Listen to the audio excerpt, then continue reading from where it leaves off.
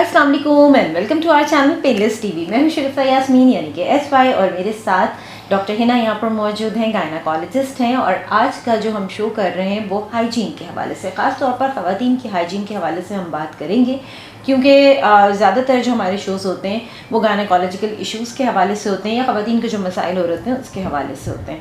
अब अपनी हाइजीन का ख्याल कैसे रखा जाए, जैसे आप कहते हैं पर्सनल हाइजीन, क्या करना चाहिए क्या नहीं करना चाहिए, हाइजीन का ख्याल नहीं रखेंगे तो क्या प्रॉब्लम्स आप फेस कर सकते हैं, ये तमाम बातें आज के प्रोग्राम में हम शेयर करेंगे।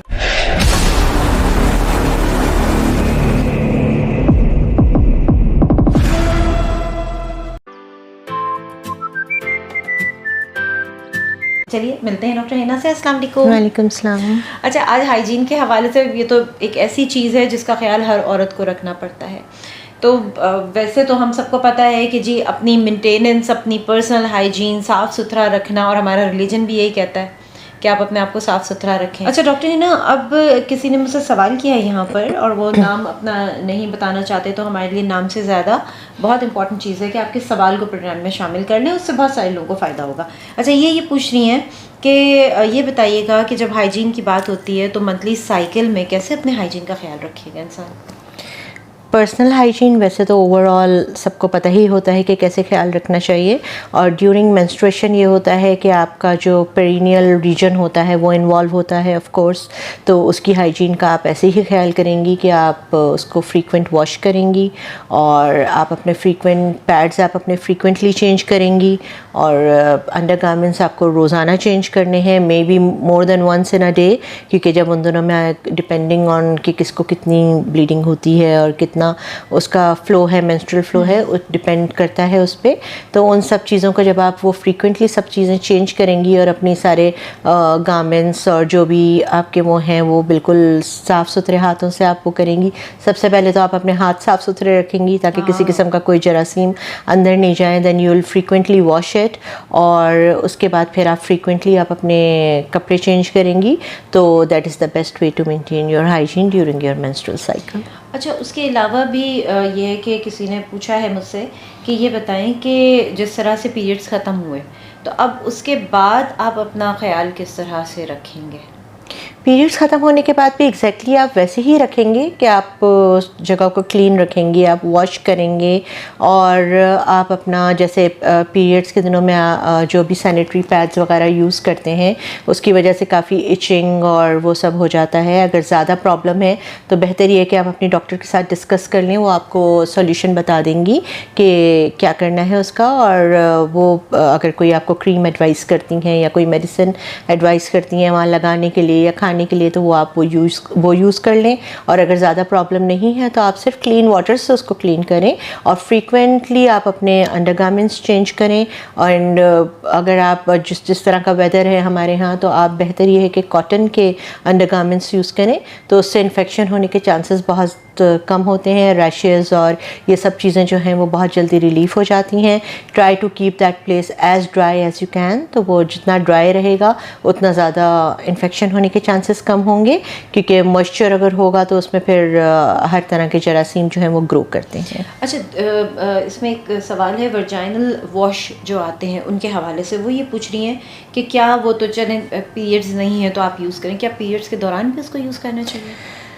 वैसे तो वजाइनल वॉशेस यूज़ करने की कोई ज़रूरत नहीं है, लेकिन अगर किसी को एडवाइस किया हुआ है, ज़्यादातर वहाँ एडवाइस किया जाता है कि जहाँ पे बहुत ज़्यादा फ़िशी या स्मेली डिस्चार्ज हो रहा होता है, या कुछ ऐसी बीमारियाँ होती हैं जिसकी वजह से, कुछ ऐसे इन्फेक्शंस होते हैं जिसकी वजह से बहुत फ़िशी डिस्चार्ज हो रहा होता है, तो वहाँ पे वंस इन अ वाइल आपको दिए जाता है यूज़ करने के लिए। लेकिन if you use it frequently तो वो आपके pH बैलेंस जो होता है वजाइना का उसको डिस्टर्ब कर देता है, जिसमें नॉर्मल फ्लोरा ये होता है कि कुछ ऐसे गुड बैक्टीरियाज होते हैं जो कि हर वक्त प्रेजेंट होते हैं, और वो आपके वजाइना को हेल्दी रखने में, बजाय इसके कि वो इन्फेक्शन करवाएं, वो आपके वजाइना को हेल्दी रखने में बहुत ज़्यादा हेल्प आउट करते हैं। तो वो डिस्ट्रॉय हो जाते हैं, और वो जब डिस्ट्रॉय हो जाते हैं तो आपका that area is more prone to infections and allergies and other things like this. तो फिर वो ये है कि वो इतना ज़्यादा सा नहीं रह सकता सही, तो it's better not to use the vaginal washes. हाँ, अनलेस और अनटिल आपकी डॉक्टर ने किसी रीज़न की वजह से आपको एडवाइस किया है, तो फिर आप उनके रिकमेंडेशन पे यूज़ कर सकते हैं, और जितनी बार वो आपको कहती हैं यूज़ करने के लिए, once a day, twice a day, once in a week और वट एवर जो भी है, उसी तरह से यूज़ करें। Over use of vaginal washes is never good. सही। अच्छा, इसमें ये भी बताइएगा कि अगर कोई अपनी हाइजीन का इस तरह ख्याल नहीं रख रहा और वो ये कह रहा है कि जी पीरियड्स हैं तो अब इसमें हाइजीन का हम क्या ख्याल रखें और किस तरह से ख्याल रखें, क्या इसकी वजह से कोई और बीमारी भी हो सकती है? कोई और बीमारी तो बहुत बात की बात है। जो मेन सबसे बड़ी प्रॉब्लम होती है ड्यूरिंग मेंस्ट्रुअल साइकिल फीमेल्स के साथ, जो यंग गर्ल्स हैं, इवन जो ओल्डर फीमेल्स हैं, उनके साथ भी सबसे ज़्यादा रैशेस के इश्यूज़ हो जाते हैं। Whether the weather is dry होती है तो वो ड्राई रैशेस हो रही होती हैं, अगर बहुत ज़्यादा मॉइस्चर है वहाँ पे तो वो फिर भी रैशेस हो रही होती हैं।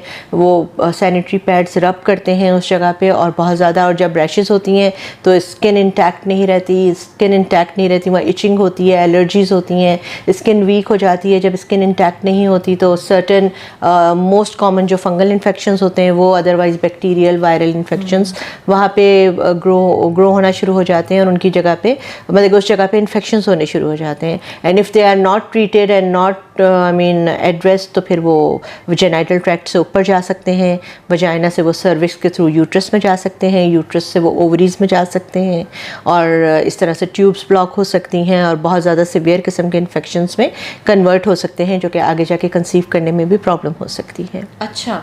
अच्छा, अब जब हम हाइजीन की बात करते हैं तो कुछ ख़वातीन ये कहती हैं कि भाई हम पूरी तरीके से ख्याल रख रहे होते हैं अपने हाइजीन का, जिस तरह इन्होंने सवाल किया है कि जी मैं तो पूरी तरीके से ख्याल रखती हूँ, फिर भी जो है वो कोई ना कोई इन्फेक्शन मुझे होता रहता है। तो फिर वो जाके अपनी डॉक्टर के साथ डिस्कस करें। हो सकता है वो सही तरह से ख्याल ना रख पा रही हों जैसे उनको रखना चाहिए, और ये भी हो सकता है कि अंडरलाइन कोई और कॉज हो, जैसे डायबिटिक पेशेंट्स होते हैं या कुछ ऐसे, प्रेगनेंसी एक ऐसी कंडीशन है जिसमें इम्यूनिटी बहुत ज़्यादा सप्रेस हुई होती है, या कुछ ऐसी और कंडीशंस होती हैं जिसमें इम्यूनिटी सप्रेस्ड होती है, वहाँ पे इन्फेक्शंस बहुत फ्रीक्वेंट होते हैं, बहुत रिकरेंट होते हैं, तो शी शुड गो एंड एक दफ़ा अपना इवेलुएट करवा लें कि उनको क्यों रिकरेंट इन्फेक्शंस हो रहे हैं, तो उनकी डॉक्टर उनको फिर हेल्प आउट कर सकेंगे। सही। अच्छा, एक सवाल ये भी है कि पूछना ये चाह रही हैं कि हमें पूरा वक्त जो है, अगर हम अंडर गारमेंट्स अगर अपने वेयर करके रखते हैं पूरा वक्त घर में भी और बाहर भी, और हम अब उसको किसी टाइम के लिए भी फ्री नहीं छोड़ते, तो क्या उससे इन्फेक्शन प्रमोट होता है? उससे इन्फेक्शन बहुत ज़्यादा प्रमोट होता है। आप मिनिमम टाइम के लिए आप अपने अंडरगारमेंट्स पहने, specially you have to wear it, लेकिन जब आप स्पेशली रात को जब आप सो रहे हैं, आप घर में हैं, तो you should avoid wearing them. अगर आपको ज़रूरत नहीं है, ऑब्वियसली आप ड्यूरिंग मेंस्ट्रुअल साइकिल तो अवॉइड नहीं कर सकते, लेकिन आपको अवॉइड करना चाहिए जब आप अवॉइड कर सकते हैं, क्योंकि जब वो जगह बिल्कुल पैक होती है तो उसमें ये होता है कि मॉइस्चर होता है, और जब मॉइस्चर आता है तो फिर जर्म्स जो हैं वो वहाँ पे ग्रो होना शुरू हो जाते हैं। जर्म्स ग्रो होते हैं तो इन्फेक्शन के चांसेस बहुत ज़्यादा बढ़ जाते हैं। तो आपको कोशिश करनी चाहिए कि उस जगह को आप जितना मिनिमम पहन सकते हैं उतना मिनिमम पहनें। अच्छा, ये जो पुअर हाइजीन होती है इसके पीछे रीज़न क्या होता है? क्यों मतलब खुद नहीं क्लीन कर रहे होते या क्लीन करने का तरीका नहीं आ रहा होता, क्या होता है? कुछ भी रीज़न हो सकता है ऑफ कोर्स, या तो वो कर नहीं रहे होते, इग्नोर कर रहे होते हैं, अवॉइड कर रहे होते हैं कि हम क्या करें या कैसे करें। कुछ लोग बहुत लेज़ी होते हैं, नहीं करते इस चीज़ को, और कुछ लोग इतने कॉन्शियस नहीं होते। ज़्यादातर लोग तो होते हैं लेकिन कुछ लोग नहीं होते कॉन्शियस, तो उनको ऑब्वियसली बहुत ज़्यादा अभी, और ये भी डिपेंड करता है, कुछ लोगों की शुरू से आदत नहीं डाली जाती, तो वो मदर्स का काम होता है कि स्पेशली लड़कियों को तो बहुत ज़्यादा वो करके रखना चाहिए कि किस तरह से उनको अपनी हाइजीन मेंटेन करनी है और किस तरह से उनको अपने अंडरगारमेंट्स चेंज करते हैं, कितने फ्रीक्वेंटली चेंज करने हैं। अगर उनकी पीरियड्स के दिन है तो कितना फ्रीक्वेंटली उनको पैड्स चेंज करने हैं अकॉर्डिंग टू देयर फ्लो, और मैक्सिमम जो आप पैड्स यूज़ करें, बेशक आप बहुत ज़्यादा फ़्लो हो रहा है या नहीं भी हो रहा तो 4 घंटे से ज़्यादा आप एक पैड यूज़ नहीं करें, क्योंकि अगर आप कंटिन्यूसली वो रखेंगे तो उसमें फिर फंगल इन्फेक्शन होने के बहुत ज़्यादा चांसेस होते हैं, फिर रैशेस होती हैं, इचिंग होती है, और फिर बैड हाइजीनिक कंडीशंस की वजह से फर्दर इन्फेक्शंस होते हैं। सो ये वजह होती है। कुछ लोग नहीं कर पा रहे होते, उन्हें नहीं समझ में आ रहा होता, तो फिर उनको डिस्कस करना चाहिए एक दफ़ा डॉक्टर से जाके बिल्कुल पर्सनली, ताकि वो उनको सही से बता सकें। और then another very important thing है इसके, बहुत ज़्यादा फैंसी और नायलॉन एंड पॉलिएस्टर के अंडरगारमेंट्स जो लोग बहुत फ्रीक्वेंटली यूज़ करते हैं उनमें इन्फेक्शन होने के चांसेस बहुत ज़्यादा होते हैं। आप अपने अंडरगारमेंट्स को बहुत अच्छी तरह से क्लीन करें, कोई एंटीसेप्टिक के साथ क्लीन कर लें, कपड़ों को कर लें, मतलब कि आप अपने आप को करने की ज़रूरत नहीं है, आपके लिए सिर्फ पानी सिर्फ फैब्रिक को कर लें और कॉटन के अंडरगारमेंट्स यूज़ करें तो they will be very beneficial. सही। डॉक्टर ना ये बताइएगा कि जब हम बात कर रहे हैं हाइजीन के हवाले से, तो कुछ ख़वातीन का कहना ये होता है कि जी भाई कैसे क्लीन करें, अगर हम जिस तरह वर्चाइनल वॉश यूज़ नहीं कर सकते तो हम सोप का इस्तेमाल कर सकते हैं, नहीं कर सकते हैं, या क्या करें? देखें, वजाइना का जो है हमारे बहुत ज़्यादा it's a self cleansing mechanism रखा है अल्लाह ताला ने, और हमें यहाँ पे कुछ भी यूज़ करने की ज़रूरत नहीं है except for water. Simple water से क्लीन करें, कोई सोप यूज़ करने की ज़रूरत नहीं है, कोई एंटीसेप्टिक यूज़ करने की ज़रूरत नहीं है, कोई वजाइनल वॉशेस यूज़ करने की ज़रूरत नहीं है अनलेस और until recommended by your doctor for some reason. आप सिर्फ पानी से उसको क्लीन करें, फ्रीक्वेंटली क्लीन करें, उसको ड्राई करें और फिर आप अपने साफ़ सुथरे जो भी आपके कपड़े हैं आप वो पहने, तो होपफुली कि उसी से आपका प्रॉब्लम जो है वो सॉल्व हो जाएगा। सही। अच्छा, खाने में कोई चीज़ है ऐसी? खाने में एहतियात तो खैर ऐसा सच नहीं है, एहतियात तो वही सारे जो अनहेल्दी ईटिंग हैबिट्स हैं वो आपकी नहीं होनी चाहिए, वो आपकी ओवरऑल हेल्थ के लिए इम्पॉर्टेंट है।